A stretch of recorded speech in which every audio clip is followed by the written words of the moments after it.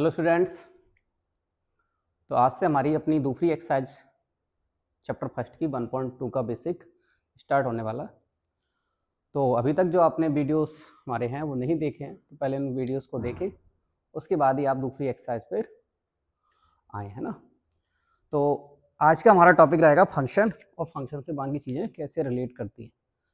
तो आपको इन चीज़ों को पढ़ना है और सीक्वेंस वाइज देखना है, क्योंकि इसी बेसिक से आपकी नई एक्सरसाइज और नई यूनिट जो होगी ITF यूनिवर्स ट्रिग्नोमेट्री फंक्शन, वो भी यहीं से इसका बेसिक स्टार्ट होगा ना, इसी से लिंक है। तो आपको ये पहले फंक्शन समझना है, उसके बाद इसके क्वेश्चंस 1 बाय 1 आप सॉल्व करेंगे ना। तो क्या होता है इनमें, तो सबसे पहले आपके सामने एक टर्म आता है बेटा फंक्शन। ठीक है, फंक्शन क्या होता है तो सबसे पहले इसको समझते हैं। फंक्शन के बाद डोमेन और रेंज क्या होते हैं उनको 1 बाय 1 समझते हैं। तो पहले देखिए बेटा फंक्शन, फंक्शन क्या, व्हाट इज अ फंक्शन। तो अगर इसकी डेफिनेशन में जाएं तो एनसीईआरटी यहां पर दो डेफिनेशन देता है। पहली डेफिनेशन है in general form A special type of relation is called a function.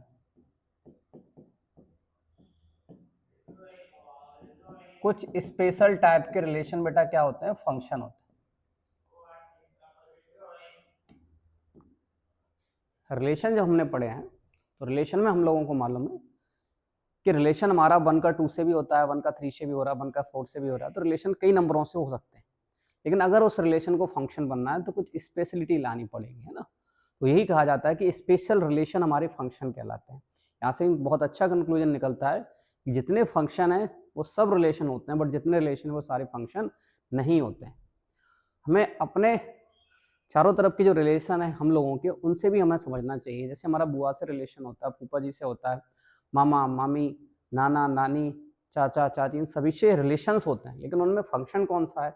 तो आपका आपके पिताजी के साथ जो रिलेशन है वो फंक्शन कहलाएगा, आपका आपके माता जी के साथ जो रिलेशन है वो फंक्शन कहलाएगा बेटा ना। तो ये दोनों रिलेशन फंक्शन कहलाते हैं, बाकी जितने भी रिलेशन है वो ओनली रिलेशन है, वो फंक्शन नहीं कहलाते हैं, है ना। तो अपनी कॉमन लैंग्वेज में हम ये बोल सकते हैं जो हमारे ब्लड के रिलेशन होते हैं वो फंक्शन कहलाते हैं, बाकी एक भी रिलेशन हमारा फंक्शन नहीं कहलाएगा, वो ओनली रिलेशन कहलाते हैं। तो इसलिए इसमें बोला जाता है special type of relation is called a function. In other definition a relation f is called a function. एक कोई रिलेशन f फंक्शन कहलाएगा if every element of set A has one and only one image in set B।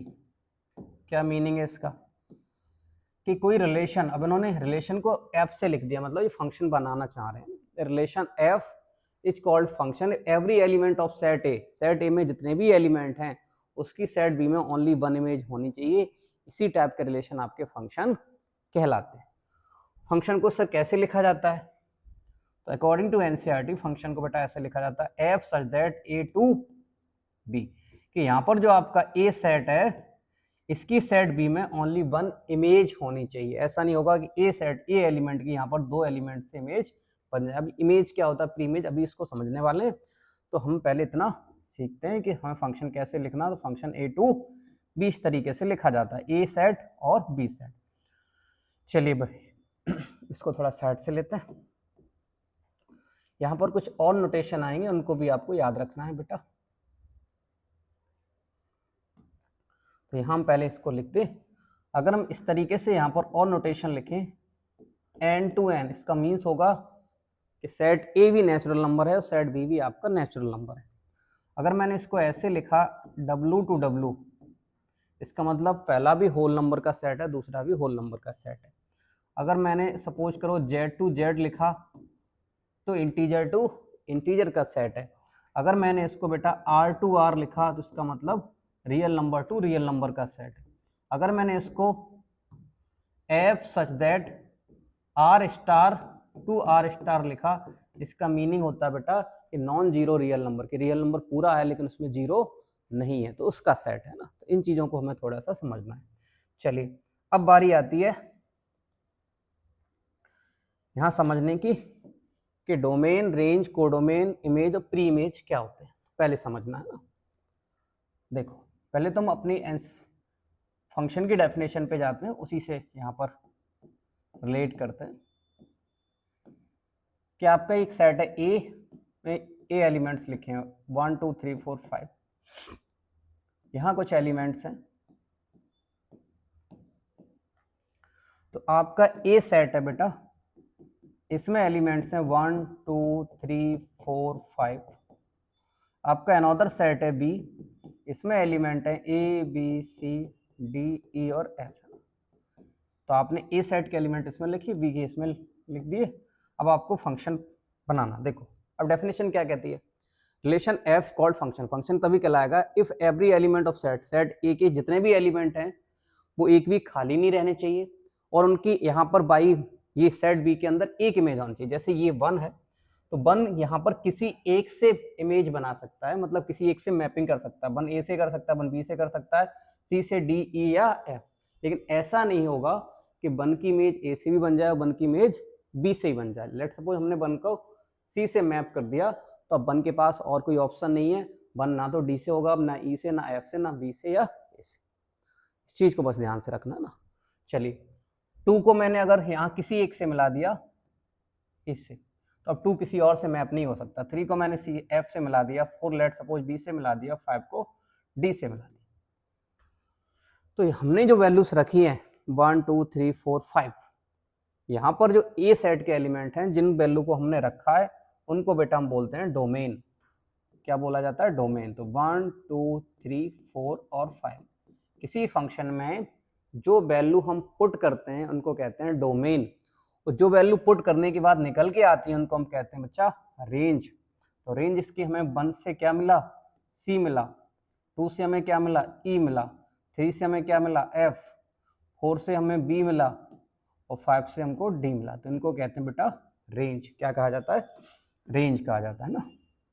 तो हमें बस इतना याद रखना, जो वैल्यू हम इनपुट में रखते हैं उनको डोमेन कहते हैं। इनपुट में वैल्यू रखने पर जो वैल्यू हमें मिलती है उनको हम रेंज बोलते हैं। तीसरी बारी आती है कोडोमेन। वाई में जितने भी एलिमेंट्स लिखे हैं, whole elements of Y group है ना, इस पूरे एलिमेंट्स, या हम ये भी कह सकते हैं कि बी का जो भी सेट है वो पूरा का पूरा कोडोमेन कहलाता है। तो कोडोमेन में क्या हो जाएगा, ए बी सी डी ई और एफ, ये पूरा क्या हो जाएगा, कोडोमेन हो जाएगा। अब बारी आती है इमेज और प्री इमेज क्या होती है। सर देखो इमेज क्या होती है, 1 रखने पर मुझे सी मिला तो 1 की इमेज कितनी है, सी। 2 रखने पर हमें ई मिला तो 2 की इमेज कितनी है, ई। तो हम कह सकते हैं जो रेंज में वैल्यू मिलती है उनको हम इमेज कहते हैं। तो सी ई एफ बी और डी, इनको हम कहते हैं बेटा रेंज, सॉरी इमेज है ना। 1 रखने पर तो इमेज कौन सी है, C B D E F, इनको इमेज कहेंगे। प्री इमेज यहाँ से रिवर्स में हम अगर हम बोले तो उनको प्री इमेज कहते हैं ना। तो हम बात करते हैं डोमेन की, 1 2 3 4 और, तो ये बी रखने पर 4 मिलेगा, डी रखने पर 5, ई रखने पर 2 और एफ रखने पर 3 और सी रखने पर कितना, 1। तो ये हो जाती है प्री इमेज। यहाँ से एक्स से वाई की तरफ जाते हैं तो इमेज, और वाई से एक्स की तरफ आते हैं तो क्या क्या कहते हैं, प्री इमेज कहते हैं। तो आई होप इतनी बात आपको समझ में आई होगी। डोमेन, रेंज, कोडोमेन, इमेज और प्री इमेज। याद हमें ये भी रखना बेटा यहाँ पर दोनों चीजें जब भी फंक्शन करें कि एक्स कभी खाली नहीं होगा और एक्स के यहाँ पर सिंगल मैपिंग होगी। इसको हम इस तरीके से भी समझते हैं, ये आपका ग्रुप है बेटा चिल्ड्रन का, ये जो ग्रुप है वाई वो है पेरेंट्स का। तो आप लोगों को मालूम है कि यहाँ जितने भी चिल्ड्रन होंगे उन सबके सिंगल ही पेरेंट्स होंगे। ऐसा पॉसिबल नहीं है कि एक बच्चे के 2 पिताजी हो जाए, ऐसा पॉसिबल नहीं होता फंक्शन में। और ऐसा भी पॉसिबल नहीं होगा कि यहाँ एक भी चिल्ड्रन ऐसे हो इनके पेरेंट्स ना हो, एक भी चिल्ड्रन ऐसा नहीं होगा इनके पिताजी या माताजी ना रहे हो। बिना माता पिताजी के कोई चिल्ड्रन नहीं हो सकता है ना। इसीलिए हमें याद रखना होता है कि एक्स में जितने भी एलिमेंट्स हैं उन सबकी वाई में सिंगल इमेज होगी, इसलिए इनको फंक्शन कहा जाता है। याद रखना, तुम्हारे जो ब्लड रिलेशन होते हैं माता पिताजी से वो हमारे फंक्शन कहलाते हैं। तो हमें इस तरीके से इन चीज़ों को याद रखना, ठीक है। चलिए अब इनका क्लासिफिकेशन देखना। कितनी पॉसिबिलिटी बन सकती है फंक्शंस की, है ना, इसको हम क्लासिफिकेशन कहते हैं। चलिए पहला देखते हैं बच्चा।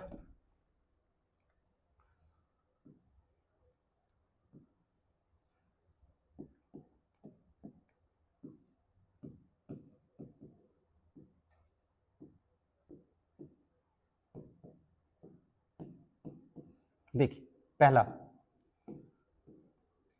यहाँ ए है, ए की मैपिंग यहाँ किसी एक से कर दी मैंने, बी की सपोज करो 4 से कर दी, सी की मैंने 1 से कर दी, डी की मैंने 5 से। जब मैंने 1 की मैपिंग, यहाँ भी 1 है, यहाँ भी 1 है, याद रखना 1 की मैपिंग 1 से की है, और y में जितने एलिमेंट हैं x में उससे एक कम एलिमेंट है, x इसमें अगर 4 एलिमेंट है तो इसमें 5 एलिमेंट है, और 1 की मैपिंग 1 से की गई है, तो इस फंक्शन को कहते हैं बेटा 1 1। क्या कहते हैं?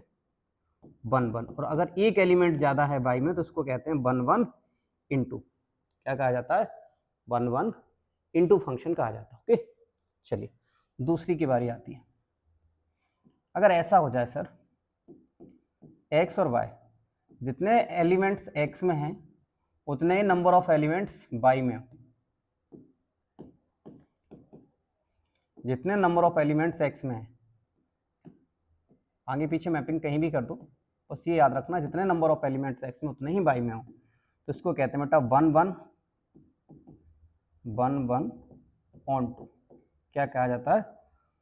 तो अगर कोई फंक्शन ऑन टू है तो याद रखना है कि जितना उसका डोमेन होगा वो इक्वल होता है बेटा कोडोमेन। डोमेन और कोडोमेन है ना, इसको हम डोमेन कोडोमेन या रेंज है ना, या यही कह सकते हैं जितने एलिमेंट्स x में होंगे उतने ही y में होंगे, तभी वो फंक्शन क्या कहलाएगा? 1 1 ऑन टू। इनटू में क्या होगा? x में जितने होंगे उससे एक ज़्यादा, कम से कम एक ज़्यादा एलिमेंट्स y में होगा तो उसको 1 1 इंटू कहते हैं। ठीक है, चलिए तीसरी बारी आती है। ऐसा पॉसिबल है? सोच के देखना।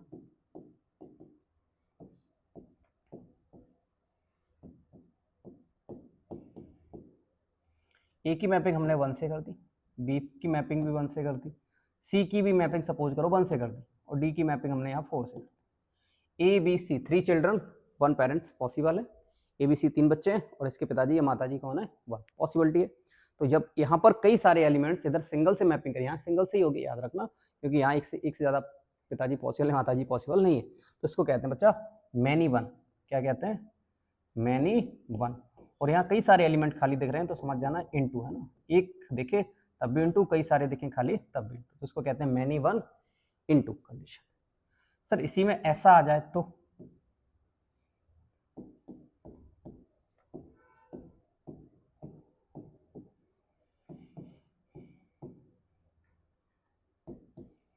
ए की मैपिंग बी की मैपिंग इनसे हो गई, सी की यहाँ हो गई, डी की यहाँ हो गई, और इन दोनों को चलो हटा दे रहे, अब इतना बचा ओनली है ना, सबकी मैपिंग हो गई, बाई में कोई खाली नहीं है, तो इसको कहते हैं बच्चा मैनी 1 ऑन टू। बाई में कोई भी खाली नहीं बचे तो इसको मैनी 1 ऑन टू कहा जाता है।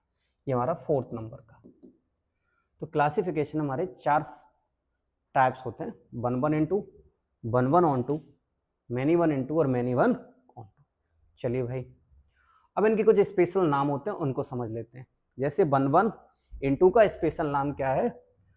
1 1 इंटू को हम बोलते हैं इंजेक्टिव। क्या बोलते हैं भाई? इंजेक्टिव बोला जाता है। क्या बोला जाता है? इंजेक्टिव। कि अगर कोई फंक्शन इंजेक्टिव है, इसको इंजेक्टिव, इंजेक्शन, इंजेक्टिविटी, इस तरीके से नामों से इसको जाना जाता है, इंजेक्टिव फंक्शन। ठीक है। दूसरा 1 1 ऑन टू और मैनी 1 ऑन टू को दोनों को मिला के, 1 1 ऑन टू और मैनी 1 ऑन टू दोनों को मिला के बेटा कहते हैं सरजेक्टिव। क्या कहते हैं? सरजेक्टिव। तो जब भी सरजेक्टिव लिखा हो तो समझ लेना या तो वो 1 1 ऑन टू है या वो मैनी 1 ऑन टू है। लास्ट हमारा आता है बच्चा कि अगर किसी फंक्शन में बाइजेक्टिव लिखा है, क्या लिखा है? बाइजेक्टिव, दैट मीन्स वो फंक्शन हमारा कौन सा होगा? 1 1 ऑन टू फंक्शन होगा। तो बाइजेक्टिव जब स्पेशलिटी आ जाती है तो ओनली 1 1 ऑन टू होता है, और जब सरजेक्टिव आता है तो 1 1 onto and many 1 onto दोनों हो सकता है। सर मैनी 1 इंटू, तो मैनी 1 इंटू, आप मैनी 1 इंटू किसी में नहीं आता, उसकी कोई स्पेशलिटी नहीं होती। ठीक है, तो ये हमारी क्लासिफिकेशन थी। अब जो हमने क्लास 11th में टाइप ऑफ फंक्शन पढ़े थे, इनमें से कुछ टाइप्स हैं, इनमें और भी कई सारे टाइप्स होते हैं, जैसे लीनियर फंक्शन है, क्वाड्रेटिक फंक्शन है, क्यूबिक है, मॉडुलस, सिग्नम, इस तरीके के फंक्शन। ये टाइप्स ऑफ फंक्शन को आपको समझना चाहिए, क्योंकि क्लासिफिकेशन में हम जब यहाँ पर देखते हैं बेटा, उसके बाद जब हम टाइप्स ऑफ फंक्शन पढ़ते हैं तो यहाँ पर हमें क्लियर होता है कि इनमें जो टाइप्स ऑफ फंक्शन की क्या वैरायटी होती है और इनमें से कौन सी कंडीशन ये फुलफिल कर रहे होते हैं ना। तो एक एक करके इनको समझ लेते हैं, छोटे छोटे से चीज़ें हैं, समझना मेरे भाई। तो देखो,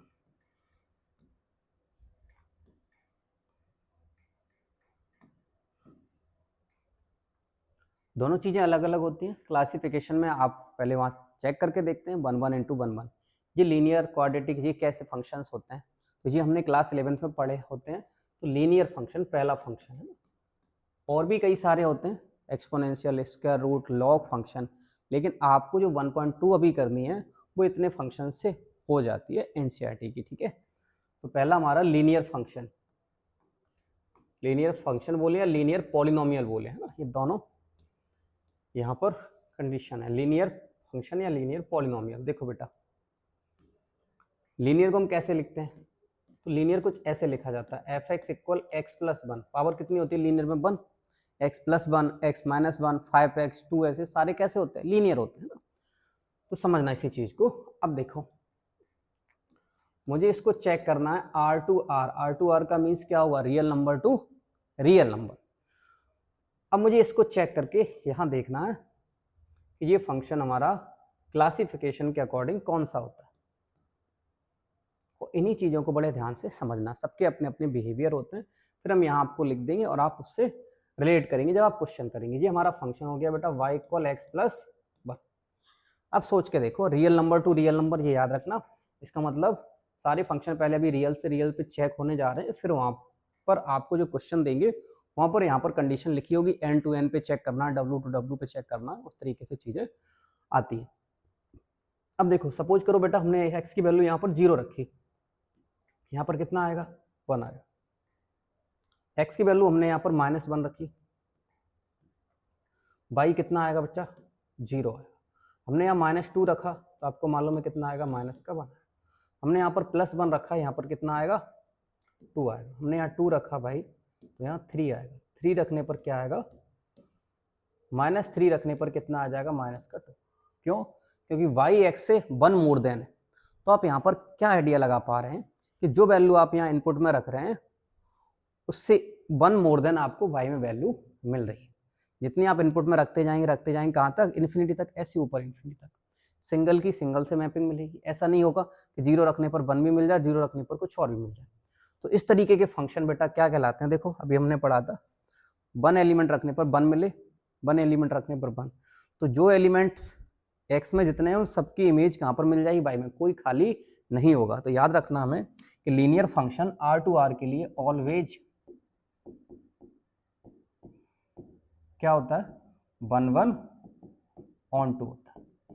r टू r के लिए क्या होगा, linear function r to r के लिए हमेशा क्या होगा, 1 1 ऑन 2 होगा, ठीक है। चलिए, दूसरा हमारा है बेटा क्वाड्रेटिक फंक्शन। तो यहाँ पर हम आगे बढ़ते हैं, सेकंड अपना समझते हैं क्वाड्रेटिक। क्वाड्रेटिक को सर कैसे लिखा जाता है, देखो क्वाड्रेटिक को भाई ऐसे लिखा जाएगा, आप लोगों को मालूम है पहले से, F X equal X square, clear. अब समझना, F X equal X square है, उसको भी मुझे चेक करना R to R, real number से रियल नंबर पे अभी हम सारे चेक करते हैं और यही हम क्लास 11 में भी सीखते हैं। और क्लासिफिकेशन में इसको देखते हैं कौन सा बनता है।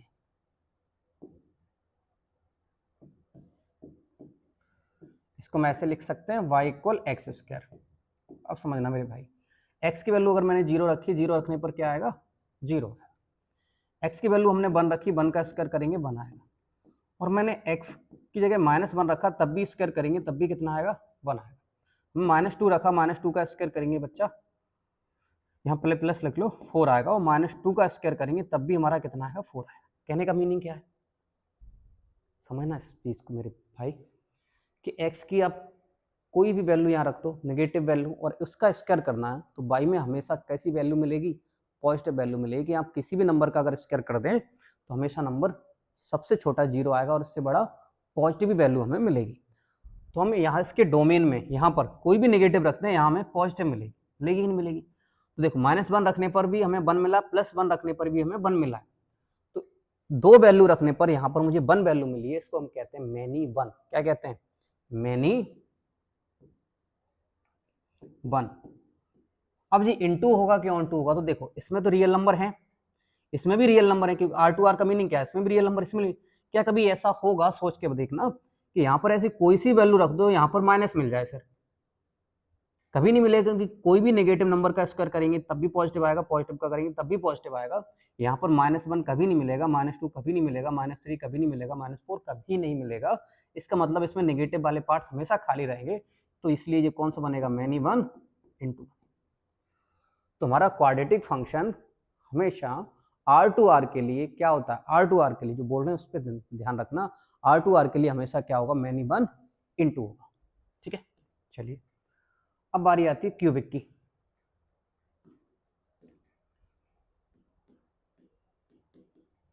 क्यूबिक क्या होता है सर? तो क्यूबिक में पावर कितनी आएगी भाई? fx = x की पावर 3।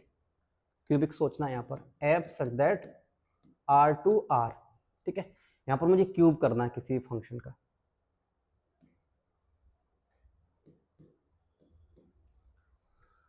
R2R देखो भाई, y = x³ पावर कितनी है? यहाँ एक चीज और याद रखना, x² 2 हो या x² 4 हो या x² 6 हो, इन सभी के लिए मैनी 1 × 2 ही होगा, है ना। ये कभी कभी ऑब्जेक्टिव में पूछ लेते हैं। आ जाओ इधर, मैंने 0 रखा, 0 का क्यूब 0, -1 रखा, -1 का क्यूब -1, क्योंकि क्यूब में आपको मालूम है ऑड में ऑड आएगा, इवन में इवन आएगा। 1 का क्यूब करेंगे बेटा 1 आएगा, 2 का क्यूब करेंगे 8 आएगा, 3 का क्यूब करेंगे 27 आएगा, है ना। तो इस तरीके से आप देख सकते हो, -2 का करेंगे -8, -3 का करेंगे -27। तो सिंगल वैल्यू रखने पर सिंगल मिल रहा है। इसका मीनिंग क्या है कि हमारा क्या है? 1 1 1 1, 3 रखने पर -27 मिला, +3 रखने पर 27। यहाँ पर क्या था? -1 रखने पर +1 बनना था, +1 रखने पर 1, क्योंकि स्क्वायर कर रहे थे। स्क्वायर में दो नंबर नेगेटिव पॉजिटिव का सेम स्क्वायर हो सकता है, लेकिन यहाँ नहीं होगा क्योंकि क्यूब की कंडीशन है, क्यूब में अलग बिहेवियर होता है। तो ये क्या है? 1 1। अब ये इनटू है कि ऑन टू? तो इसके लिए क्या चेक करना होता है? अब सोच के देखो, यहाँ अगर मैंने किसी भी नंबर में सपोज करो यहाँ पर y = यहाँ पर मैंने इसको क्या लिखते हैं? y = x⁻3। अगर मैंने यहाँ पर -10 लिया y का, है ना, इधर से ले रहे हैं, ध्यान से समझना, क्योंकि ऑन टू में क्या पढ़ना होता है? ऑन टू में y में कोई खाली नहीं होना चाहिए। अगर y में एक भी खाली है तो वो ऑन टू नहीं है, याद रखना। y में एक भी एलिमेंट खाली है तो ऑन टू नहीं होता बेटा। माइनस का हमने 10 रखा, इक्वल कितना? x⁻3। इसके ऊपर से अगर हम क्यूब हटाएंगे, सामने वाले पे क्या आ जाएगा? क्यूब रूट आ जाएगा -10। अब आप इसको देखें, क्यूब रूट -10 क्या आपका रियल नंबर होता है? तो आप लोग जानते हैं क्यूब रूट -10 रियल नंबर नहीं होता। आप इसको चेक करके देख सकते हैं, ये कॉम्प्लेक्स नंबर होते हैं भाई, है ना। तो ऐसे कई सारे नंबर आएंगे जिनको यहाँ पर इसकी यहाँ पर इमेज एग्जिस्ट नहीं करेगी, है ना। तो ये क्या होगा? 1 1 × तो क्यूब फंक्शन हमेशा 1 1 × होते हैं, या इसको इंजेक्टिव भी बोलते हैं। क्या बोलते हैं? इंजेक्टिव। बोर्ड कई बार इससे ऑब्जेक्टिव भी पूछ लेता है ना, इंजेक्टिव कहते हैं। पावर 5 तब भी ये कैसा रहेगा? इंजेक्टिव रहेगा, है ना। इसके बाद क्यूबिक के बाद कौन सा है? Modulus function. मॉडुलस, तो मॉडुलस का अपना बिहेवियर होता है। मॉडुलस को हम कैसे लिखते हैं बेटा? fx = मॉडुलस में x। कहाँ पर चेक करने जाएंगे हम? R2R के लिए अभी सभी नंबर, है ना, फिर हम उसके बाद देख सकते हैं। x2 by function y = modulus x। Modulus की प्रॉपर्टी आप लोगों ने बचपन से पढ़ते आए कि आप नेगेटिव वैल्यू इनपुट में रखेंगे, ऑलवेज आपको पॉजिटिव वैल्यू मिलती है। पॉजिटिव रखेंगे तब भी पॉजिटिव मिलेगा। अब देखो भाई, 0 रखने पर 0 आएगा मॉडुलस में। मॉडुलस में अगर हम -1 रखेंगे, आंसर में क्या आएगा? 1 आएगा। अगर हम यहाँ से -1 रखेंगे, यहाँ 1 आएगा, और +1 रखेंगे तब भी 1 आएगा। -2 रखेंगे भाई तब भी 2 आएगा, और 2 रखने पर भी 2 आएगा। दैट मीन्स कि यहाँ पर नेगेटिव वैल्यू रखने पर भी पॉजिटिव आ रही है, पॉजिटिव रखने पर तो पॉजिटिव आ ही रही है। इसका मीनिंग क्या है? 1 1 के मैनी 1। तो आप लोग अब समझ गए होंगे कि यहाँ से सिंगल एलिमेंट कि सिंगल से बनती तो 1 1, लेकिन यहाँ -2 की भी 2 से बन रही है, 2 की भी 2 से बन रही है, इसको क्या कहते हैं, मैनी वन कहा जाता है बच्चा, मैनी वन। अब जी इनटू या ऑन टू, तो देखो क्या कभी ऐसा होगा यहाँ कोई सी वैल्यू रखो यहाँ नेगेटिव आ जाए, क्योंकि ये भी रियल नंबर का पार्ट है, ये भी रियल नंबर, यहाँ -1 भी है, -2 भी है, -3 भी, -4, क्या कभी ऐसा होगा कि यहाँ पर हम ऐसी कोई वैल्यू रख दें जो माइनस आ जाए, तो आप लोग इतना सोच ही सकते हैं कि ऐसी कोई वैल्यू नहीं होगी यहाँ पर जो है -1 या -2 -3 दे दे, इसका मतलब ये क्या होगा, मैनी वन इंटू। तो मॉडुलस फंक्शन हमारा क्या होता है, मैनी वन इंटू, ये नाइदर 1 1 नॉर ऑन टू होता है ना, ये मैनी वन, इस तरीके से उनको लिखते हैं। चलिए मॉडुलस के बाद है भाई आपका कौन सा था यहाँ पर, ग्रेटेस्ट, सिग्नम फंक्शन, फिर ग्रेटेस्ट और रेशनल फंक्शन, 3 फंक्शन और है। Signum function,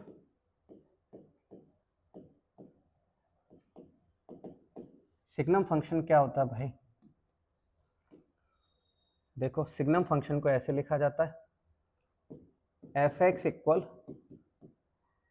-1 if x less than 0, 0 if x equal 0, 1 if x greater than 0।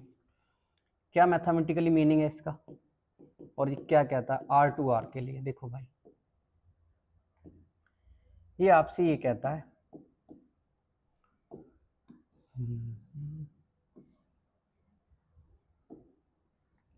पहले आप 0 से स्टार्ट करेंगे, 0 रखोगे हम आपको 0 देंगे, आप यहाँ -1 रखो, -2 रखो, -3 रखो, दैट मीन 0 से लेस, x की वैल्यू लेस देन 0 पे हमेशा आंसर क्या मिलेगा, -1। ये भी -1, -2 पे भी 1, -3 पे भी 1, -4 पे भी 1, दैट मीन्स माइनस कितना भी छोटा करते जाओ, छोटा करते जाओ, छोटा करते जाओ, आंसर ऑलवेज फिक्स है -1। यहाँ कभी ऐसा नहीं होगा कि सर -2 मिल जाए, -3 कभी नहीं मिलेगा, क्योंकि ये पहले से फिक्स है, पहले से इसका कंडीशन है कि x की लेस देन 0 करेंगे -1 है। +1 2 3 4 कितना भी वैल्यू बढ़ाते जाओ, यहाँ पर एक ही वैल्यू आएगी, वो कौन है, प्लस का। कभी नहीं होगा कि यहाँ 2 आ जाए, 3 आ जाए, क्योंकि ये फिक्स है, ये 3 ही वैल्यू के लिए फिक्स रहती है। तो यहाँ पर कई सारी वैल्यू यहाँ पर सिंगल से, और यहाँ पे भी पॉजिटिव की कई सारी वैल्यू सिंगल से, इसको क्या कहते हैं बेटा, इसको कहा जाता है मैनी वन। क्लियर। इनटू पे ऑन टू, तो देखो -2 कभी नहीं आएगा, क्योंकि ये भी रियल नंबर है, ये भी रियल नंबर का पार्ट है, तो मैनी वन इंटू, तो नेगेटिव -2 -3 ये कभी नहीं आएंगे, +2 +3 ये कभी नहीं आएंगे, तो इसको क्या कहते हैं, मैनी वन इंटू। इनको हमें पहले समझ के चलना, उनको नोट डाउन करना, उसके बाद ही मैं क्वेश्चन स्टार्ट कर दें, नहीं अदरवाइज आपको प्रॉब्लम क्रिएट होगी भाई। सिग्नम के बाद आती है बारी ग्रेटेस्ट इंटीजर फंक्शन। ये क्या होते हैं सर, तो भाई बहुत फंक्शंस होते हैं, कई सारे फंक्शंस होते हैं ना, और आप कंप्लीट करने जाएंगे तो यही इतना बड़ा टॉपिक हो जाता है, पढ़ते पढ़ते दिमाग चकरा जाता है, फिर इनके ग्राफ होते हैं, कई सारी चीज़ें होती हैं। आप अभी अपनी एक्सरसाइज स्टार्ट कर रहे हैं और बेसिक फॉर्म में ज़्यादा सोचना नहीं चाहते, तो आप इतनी चीज़ें कम से कम कर लें और क्वेश्चन स्टार्ट करें, फिर उसके बाद आप सीख जाएंगे, एक बार रिवीजन के टाइम पर आप ग्राफ पढ़ लें, फिर उनकी सारी चीज़ें जो 11th में थी सारी चीज़ें कोऑर्डिनेट करके पढ़ सकते हैं। 11th कई बार ऐसा होता है कि हम लोग 11th में उतना ध्यान से नहीं पढ़ते हैं और वो चीज़ें हमें यहाँ पर परेशान करने लगती है ना, तो भाई 11th में जो आपने गलती की है इस साल ना करें। तो ग्रेटेस्ट इंटीजर फंक्शन को भाई ऐसे लिखा जाता है, f(x) इक्वल हमेशा स्क्वायर ब्रैकेट में, है ना, ये ग्रेटेस्ट इंटीजर है, इसी का छोटा और होता है स्मॉलेस्ट इंटीजर, उसको सिर्फ ऐसे लिखा जाता है, वहाँ ये ब्रैकेट लगता है, इसमें बॉटम हटा दिया जाता है ना, इसको ग्रेटेस्ट इंटीजर कहते हैं। क्या मीनिंग है इसका, तो इसको भी हम R2R के लिए चेक करते हैं भाई। इसका मीनिंग ये है, देखो ध्यान से, पहले हम इसको थोड़ा ब्रॉड में बता दें आपको। इसका मीनिंग क्या होता है कि आपने 0 रखा है इसके अंदर, आंसर आपको 0 मिलेगा। आपने 0.1 रखा है इसके अंदर, तब भी आंसर आपको 0 मिलेगा। आपने इसके अंदर 0.2 रखा, तब भी आंसर आपको 0 मिलेगा। 0.0 से लेकर के 0.99 तक 9 तक आपको आंसर हमेशा क्या मिलेगा, क्योंकि रियल नंबर होते हैं हमारे पास, 0 से लेकर 0.99 तक सारे नंबर रियल नंबर होते हैं। अगर मैंने इसके अंदर 1 रखा, आंसर 1 मिलेगा, और 1 से लेकर के 1.999 समथिंग रखेंगे, सब पे आंसर क्या मिलेगा, 1 मिलेगा। लेकिन जैसे हम नेगेटिव में आते हैं, -1 रखेंगे, आंसर क्या मिलेगा, -1, और माइनस का 1.2, माइनस का 1.3 से लेकर के -1.999 तक रखेंगे, तो ये आंसर चेंज करके आपको आंसर फिर छोटा दे देगा, -2। समझ में आ रही बात। 0 से लेकर के 0.99 तक 0 आंसर, 1 से लेकर के 1.99 तक 1 आंसर, लेकिन माइनस में -1 पे -1 और -1 से छोटा करते जाएंगे -1.99 तक, तो आंसर -2 आ जाएगा। तो नेगेटिव में इसका बिहेवियर चेंज हो जाता है बस, है ना। अब इसी को एरो डायग्राम से जब हम रिप्रेजेंट करते हैं भाई, तो कुछ ऐसे किया जाता है मुन्ना, एक्स और वाई, आप 0 रखेंगे आंसर 0, 0.1 पे भी आंसर 0, 0.2 पे भी आंसर 0, 0.9 पे भी आंसर 0। आप 1 रखेंगे, क्या आंसर मिलेगा 1, 1.99 तक आपको आंसर क्या मिलता जाएगा 1 मिलता जाएगा।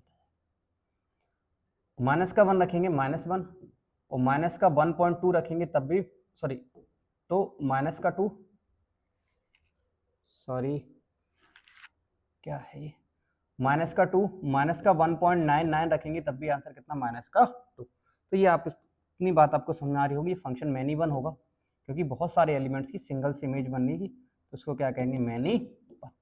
अब इनटू होगा क्या ऑन टू, तो यहाँ पर हमेशा बेटा इंटीजर वैल्यू मिलेगी, हमारे पास सेट किसका रियल नंबर का, कभी ऐसा नहीं होगा कि यहाँ पर आपको 0.5 मिल जाए, कोई वैल्यू यहाँ रख दो, यहाँ पर 0.5 नहीं मिलेगा, जबकि रियल नंबर में 0.5 होता है, तो इसको कहते हैं मैनी वन इंटू, ये जो फंक्शन है हमारा वो क्या होगा मैनी वन इंटू। ठीक है, अब लास्ट फंक्शन और बचा है, जल्दी से इसको भी समझ लेते हैं।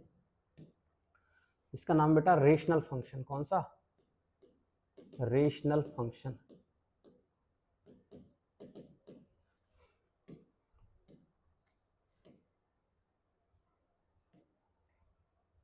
रेशनल फंक्शन को ऐसे लिखते हैं F X equal 1/x, where x is not equal 0, F such that r to r।